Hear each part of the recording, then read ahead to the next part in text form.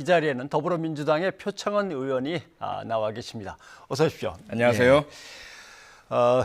역시 사건을 놓고 냉정하고 합리적이고 어떤 객관적으로 접근해가는 프로파일러의 인상이 사람들한테 깊이 각인이 돼 있었던 모양입니다. 네. 어느 쪽 편을 막 드시더라고요. 뭐 이런 얘기가 나왔습니다. 네. 보시니까 어떻습니까? 많이 좀 부끄럽기도 하고요. 예. 네, 감사하기도 하고 착잡하고 뭐 그렇습니다. 예. 정치에 대해서 이건 내가 있을 자리가 아닌데라는 고민은 언제부터 하셨습니까? 고민은 사실 처음부터 했고요. 처음에 이제 2015년 12월에 문재인 당시 새정치민주연합 대표께서 도와달라 정치 같이 하자라고 하셨을 때부터 거절을 몇 차례 드리기도 했고 과연 내가 정치에 맞는 사람인가? 정치하고는 거리를 많이 두고 살아온 삶인데 그래도 정치를 한다는 의미보다는 그 당시에 이제 국정원 대선 개입, 여론조작 사건에 대한 진실규명을 또 정의구현을 원했기 때문에 그에 보탬이 된다는 생각에 시작을 했거든요. 국회의원 되고 이어오면서도 언제나 앞서 이제 인터뷰하신 시민도 말씀 주셨지만 어쨌든 한 진영을 대표해야 하고 그 스피커 역할을 하고 일방적으로 한쪽 편을 드는 그런 제 모습을 발견하면서 물론 그 당시엔 저는 그것이 옳다고 믿긴 했지만 뭔가 불편함을 느끼고 이건 내 모습이 아니다라고 느끼고 그것이 점점 강해졌죠, 사실은. 제일 가장 결정적인 계기였다면 뭐가 있었겠습니까? 결정적인 계기가 몇 차례 있는데요. 예. 지난해 지방선거 때 우리 당내에서 아무래도 이제 이재명 경기지사 후보를 둘러싸고 아주 극한 대립 또 제가 또 무조건 찍어달라 우리 지지자들에게 호소했던 것 때문에 계속 지금도 이제 아직도 상처는 남아 있는 비난을 계속 받고 있고요. 그리고 가장 최근에는 아무래도 이제 조국 법무장관 후보자 그 지명으로부터 시작해서 지금까지 이어온 과정에서 한쪽으로는 조국 법무장관을 지켜주지 못한 우리 지지자들에게는 죄송한 마음이고 다른 한쪽으로는 제가 객관적이고 중립적이지 못하고 우리 편 감싸기의 모습으로 보여졌던 그래서 우리 당 전체도 특히 젊은 분들께 공정하지 못하고 내로남불이고 박근혜 정권 때의 그런 국정농단은 강하게 비난했으면서 왜 당신들 스스로에게 제기된 의혹은 그렇게 감싸고 편드느냐 이런 부분들이 너무 아팠습니다. 그런 것들이 이제 이어져 왔죠. 정치 불출마 선언, 다음 선거 불출마라고 정확하게 표현한다면 그걸 내놓기까지 가족들하고 좀 협의를 하셨습니까? 가족들은 찬성하던가요? 가족하고는 사실은 지난 7월경부터 여러 차례 회의를 했습니다. 과연 정치를 계속 해야 될지 국회의원을 계속 임기는 다 마치지만 그 다음이라든지 계속해서 여기에 대해서 많은 회의를 했는데 만장일치로 이번 임기까지만 최선 다하고 그만하는 게 좋겠다라는 의견 일치를 보아왔고요. 하지만 그때 뭐 그렇다고 불출마를 결정한 건 아니고요. 계속 그럼 보자. 아무래도 제가 할 역할도 있고 하니까 그러다가 이제 최근에 다시 마지막 가족 회의를 통해서 결심을 굳히고 공개하게 된 겁니다. 20대 국회 정말 뭐 최악이었다라는 표현도 나왔고 얼마 전에는 좀비한테 마치 물리는 듯한 느낌 그런 표현도 나왔습니다만 가장 실망스러웠던 20대 국회의 장면은 어떤 거라고 생각하십니까? 앞서 말씀드린 것처럼 일단 제가 제일 실망스럽고요. 제 자신이 제일 실망스럽고 다른 분이나 다른 쪽 탓하고 싶은 마음은 그렇게 크진 않고요. 다만 그냥 국회 전체로 놓고 봤을 때 국민들께 너무 부끄러웠습니다. 특히 국회가 법을 지키지 않고 절차를 지키지 않는 모습. 지난번 뭐 패스트트랙 사태도 마찬가지지만 뭐 굳이 야당만을 탓하고 싶진 않고요. 그 원인과 배경엔 또 저희들의 뭔가 좀 포용력 부족이라든지 설득의 좀 노력의 부족이라든지 이런 것도 있을 테니까요. 그런 부분들이라든지 특히 이제 법사위에서 서로 고송이 오가고 저도 뭐 그 중에 한 사람이었고 상대방 발언을 뭐 1분 더 부당하게 한 해 만에 갖고 싸우는 그 참 유치한 모습도 보이고요. 그리고 이제 결과적으로 봤을 때 저도 한 85건 정도의 법안을 제출했지만 이제까지 세 건만 통과가 됐고요.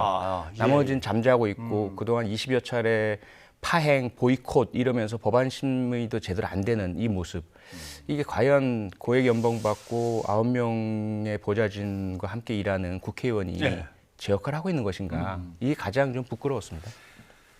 좀 심각한 문제는 그걸 부끄럽게 생각하는 사람은 남고 부끄럽게 생각하지 않는 사람이 떠났으면 하는데 문제는 그게 아니고 새로운 피, 더 건강하고 깨끗한 정치인으로서 스카우트해 온 분들이 떠나겠다고 하는 데 대해서 이제 자리를 피하면 안 되지 않나? 이런 생각들을 다들 한단 말이죠. 네, 뭐 그런 말씀 많이 듣고 있고요. 무겁게 받아들이고 있고. 예. 다만 이제 제가 불출마 선언문에서 또 밝혔지만 저는 저 스스로를 100m 달리기형 국회의원이었다. 예. 100m를 뭐 목에서 피 냄새가 나도록 뛰었거든요. 예. 그래서 더 이상 뛰지 못할 상태여서 이제 바톤 터치를 누군가에게 해줘야 될 상황이고, 어떤 분은 이제 마라톤을 뛰시는 분이니까 예. 오랜 동안 숨 고르기 하고 전체적인 이제 정치 흐름을 보시면서 하시는 분도 계시고요. 역할의 차이라고 저는 생각을 합니다. 네. 이해찬 대표를 이철희 의원과 함께 만나시지 않았습니까? 네. 예. 일단 다시 생각해 보라고 한 말씀 하시든가요? 아니면 그냥 취지를 나한테 좀 들려주고 우리 당이 어떻게 했으면 좋겠냐 이렇게만 물으시든가요? 일단 보고를 많이 받으셨고요. 예. 보도도 많이 접하신 상태에서 이제 저희를 만나셨기 때문에 뭐 설득이랄지 예. 철회 번복의 가능성이 없다라는 것을 이제 알고 계신 상태였다고 저는 생각을 했어요. 예. 그래서 다시 뭐 번복하지 않겠느냐라든지 이런 질문도 없었고요. 아, 예. 그냥 이제 덕담도 주시고 그리고 저희들은 이제 쇄신 요구 드리고 예. 뭐 이러면서 크게 뭐 어떤 이견 없이 대화가 잘 됐습니다. 이해찬 당 대표를 만나서 쇄신론을 얘기한다는 것은 이해찬 대표 자체도 엄청나게 오랫동안 정치에 노고를 이끌고 앉아 계신 분이기 때문에 당 대표로서 잘못하셨다, 당 대표로서 좀 이제는 내려놓으시라 마치 이런 얘기로 들릴 수도 있어서 부담을 안 가지시던가요? 그건 아니라고 분명히 제가 말씀을 드렸고요. 예. 당 대표의 혁신적 리더십을 발휘해 주십시오라고 분명히 말씀을 드렸고. 이제까지 어쨌든 그 조국 법무장관을 둘러싼 많은 논란과 갈등과 우리로서는 정확한 실체를 모르니까요. 모르는 상태에서 진행되는 과정이 아무래도 초기에 가졌던 신뢰가 조금씩 또 드러나는 증거나 수사 결과 발표 등에 의해서 흔들리는 모습도 나타났고요. 판단 내리기 쉽지 않았었거든요. 예. 하지만 분명히 책임은 져야죠. 책임은 져야 하고 이에 대해서 아마 내일 이해찬 대표께서 기자간담회를 통해서 이제 밝히실 것으로 보이고 그 이후에 어떻게든 국민께 신뢰를 얻을 수 있는 우리가 글쎄요 지난 2016년 수개월 동안 수백만 명, 수천만 명의 시민의 연인원으로 보자면 그 힘들고 어렵고 추운 날 나오셔서 촛불을 들어주시고 세계가 논란 평화적 시위를 통해서 결국은 뭐 탄핵도 이루어지고 정권 교체도 이루어졌잖아요. 그 무거운 책임을 떠안은 우리인데 이렇게 실망드려서는 안 된다는 게 강합니다. 그래서 그 부분을 리더로서 책임 있게 인적 혁신 또는 뭐 정책 혁신, 제도 혁신 할 수 있는 모든 혁신 다 해서 실망을 이제 다시 기대와 신뢰로 바꾸는 역할을 해주십사 요청드렸죠. 일단 이 대표께도 혁신적인 리더십을 이제 요구하셨다고 하고 촛불에 의해서 출범한 정권이기도 하고 이번에 또 촛불을 또 촛불이 켜지기도 하고 또 잠시 후에 이제 총선도 있습니다. 민주당에게 어떤 혁신이 필요하다 생각하십니까? 언제나 이제 혁신 얘기가 나오면 뭐 뭘 빼고 다 바꾼다 이런 얘기들 많이 하시잖아요. 근데 그런 수사적인 표현보다는 좀 솔직하고 용기 있었으면 좋겠어요. 그동안 우리가 한쪽으로는 저는 어떻게 본다면 조금 그 외부자적 시선이잖아요. 경찰관 생활을 오래 하다가 민주정부 진보 진영에 들어와 있는 사람인데요.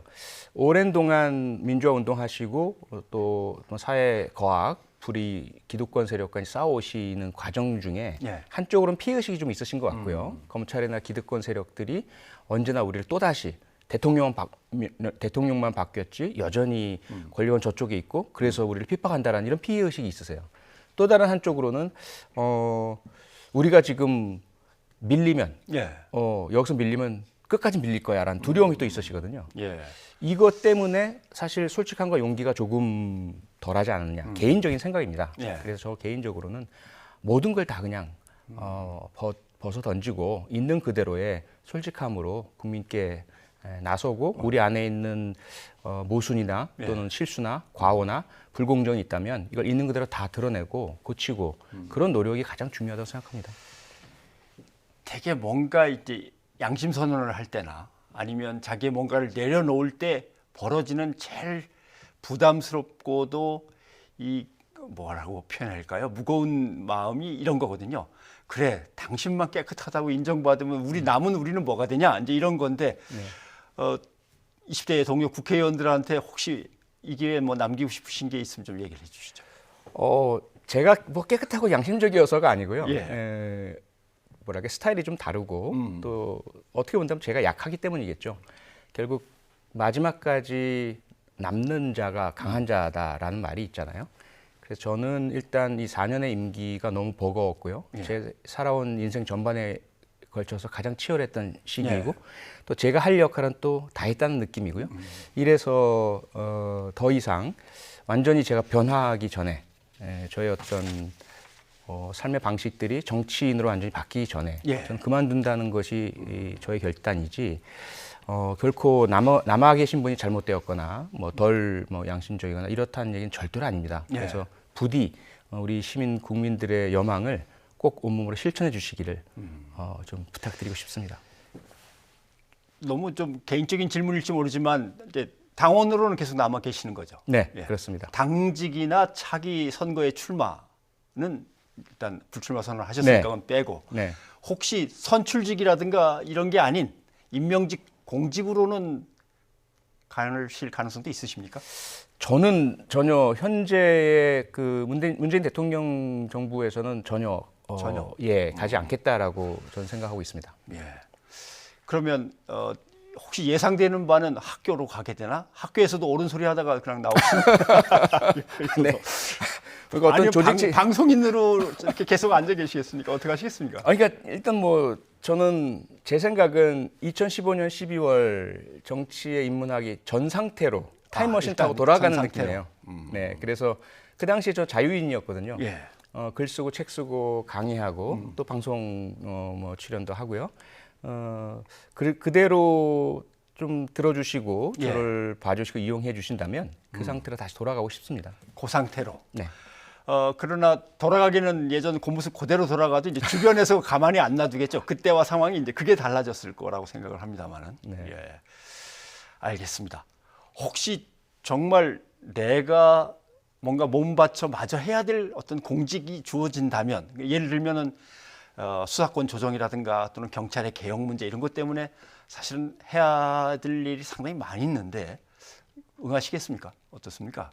현재로서는 아닙니다. 네, 제 역할은 공직을 맡는 것보다는 의견을 제시하고 글을 쓰고 말을 하고 이것이 제 역할이다라고 저는 확신을 하고 있습니다. 혹시 내일 당 의원총회가 있지 않나요? 네, 그렇습니다. 발언하실 없습니다. 생각이 없습니까? 네. 그냥 가만히 앉아서 그냥 지켜보시겠습니까? 네, 일단 제 역할은 국회의원으로서 임기 동안 공식적인 제가 할 역할 다 하겠다는 것이죠. 당내에서 어떤 의견에 제 영향을 미치고 싶은 생각은 전혀 없습니다. 알겠습니다. 보니까 아까 젊은 사람들한테 상당히 인기가 좋으시던데 나름대로 불공정한 어떤 무대에서 늘 힘들게 나름대로 하루하루를 꾸려가는 또 이 땅의 젊은이들한테 꼭 남기고 싶거나 아니면 하고 싶었던 얘기가 있으시면 이 기회 좀 해주시죠. 제가 이제 자주 기회가 있을 때마다 우리 20, 30대 청년 세대 또 저희 자녀 세대죠. 분들께 말씀을 드렸는데요. 우선은 죄송하다고 사과를 드리고 싶고요. 저희 세대가 어렸을 때 또 청소년 청년기에 사회 부조리 불공정에 분노했었거든요. 그렇게 지내왔고 늘 우리들은 결심을 했습니다. 우리는 저러지 말자. 그런데 지금 우리 청년 세대가 겪고 있는 불공정과 어려움, 취업의 기회 박탈 분명히 객관적으로 절대적으로 과거보다 지금 잘 살거든요. 그런데 오히려 청년들은 기회는 더 박탈되고 어렵고 힘듭니다. 그건 우리가 만들었거든요, 우리 세대가. 그래서 그 부분을 너무 죄송하다는 말씀드리고 저희는 저희대로 그것을 끊도록 또는 극단적인 이런 이념 대결의 양상 이것도 저희 선에서 끊도록 노력을 하겠다는 말씀드리고 청년분들께서는 부디 힘내시고 용기 좀 내주시고 우리를 좀 혼내주시고 새로운 세상 열어주시기를 좀 부탁드리고 싶습니다. 알겠습니다. 시청자들이 아마 표 의원께 많은 질문도 보내셨을 것 같고 의견도 보내셨을 것 같은데 한번 좀 보겠습니다. 5633님이군요. 불출마하는 이유를 알고 싶습니다. 꼭 불출마해야 하나요? 앞에 게 아니라 뒤에 거에 방점이 찍힌 것 같습니다. 꼭 그러셔야 되나요? 이렇게. 998 하나님은 초보는 원래 잘 못하는 사람입니다. 다음에 더 잘하면 됩니다. 다들 다시 출마하라는 얘기 같은데 국민을 위해서 자리를 지켜주세요. 이렇게 돼 있군요. 예. 유튜브에서 김은아 씨는 불출마 결정 잘하셨습니다. 정치권 무리해서 나오셔요. 이렇게 또 의견을 주셨고 2369님은 정치 그만두시면 프로파일러로 다시 가셔서 이춘재 같은 강력 범죄자 수사를 전담해 주시면 어떨까요? 이런 의견도 주셨습니다. 또 리희성님 유튜브에서 의견 주셨는데 정치인 표창원은 너무 냉철하다 싶더군요. 정치를 놓으려는 모습은 부드러운 지식인 같아졌습니다. 3356님 멋있으십니다. 본인의 모든 실수를 이렇게 얘기를 할 수 있다는 것이 정말 마음에 듭니다. 까짓거 의원하지 마세요. 이렇게 또 의견을 주셨습니다. 예, 오늘 이렇게 귀한 시간 내서 고맙습니다. 남은 임기 또 아직은 그래도 우리 정치를 위해서 애를 많이 써주셔야 되고 임기 끝난 다음에 또 더 좋은 일들 많이 또 이 사회를 위해서 선한 일들 많이 해주시기 바랍니다. 오늘 고맙습니다. 고맙습니다.